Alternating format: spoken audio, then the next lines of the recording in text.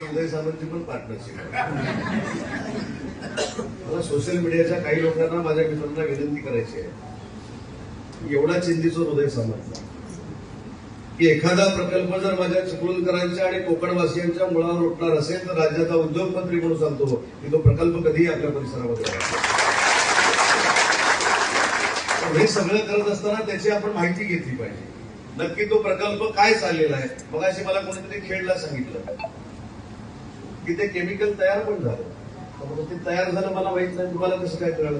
नाही, काल रात्री कळलं. अरे भाऊ, तुमच्या रात्रीच्या गोष्टींवर विश्वास ठेवू नका. सांगणारे आम्ही शूटिंग होते. नंतर मी तिथं माझ्या डिपार्टमेंटला फोन केला, तिथं मी एमपीसीबीला फोन केला.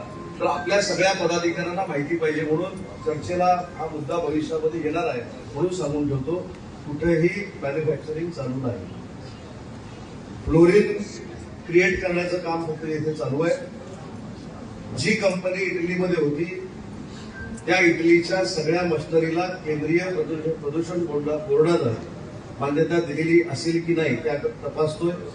परंतु जे काही लिक्विड बाहेर पडलं एक टँकर म्हणून जे सांगताय ते कुठेही एक थेंब देखील जमिनीवर पडलेलं नाही. ते आपण तळोजाला नेलं, त्याचं विघटन केलं आणि ते विघटन केल्यापासून आजपर्यंत तो पदार्थ तिथं तयार देखील होत नाही. 4 ऑक्टोबरला एमपीसीबीनं त्याला नोटीस दिलेली आहे. एमपीसीबीनं नोटीस दिल्यानंतर जो खुलासा येईल तो खुलासा आम्ही तज्ज्ञांकडे पाठवणार आहोत आणि तज्ज्ञांकडे पाठवल्यानंतर तज्ज्ञांची कमिटी करून जर तज्ज्ञांनी आपल्याला सांगितलं की जे सोशल मीडियावर सांगितलं जातंय, जे सोशल मीडियावर काही टाकलं जातंय त्याचं क्लेरिफिकेशन टाकलं जातंय, 7वीतला मुलगा देखील रासायनिक प्रक्रिया टाकतोय, O2+6 काय ते H2O आणि असं तयार होणार, ते पण आपण मान्य करू. पण ह्या सगळ्या गोष्टीचा जोपर्यंत खात्रीलायक अहवाल येत नाही तोपर्यंत आपल्या जिल्ह्यामध्ये हे काही होणार नाही. हे मला प्रामाणिकपणे इथे सांगायचंय राज्याचा उद्योगमंत्री म्हणून.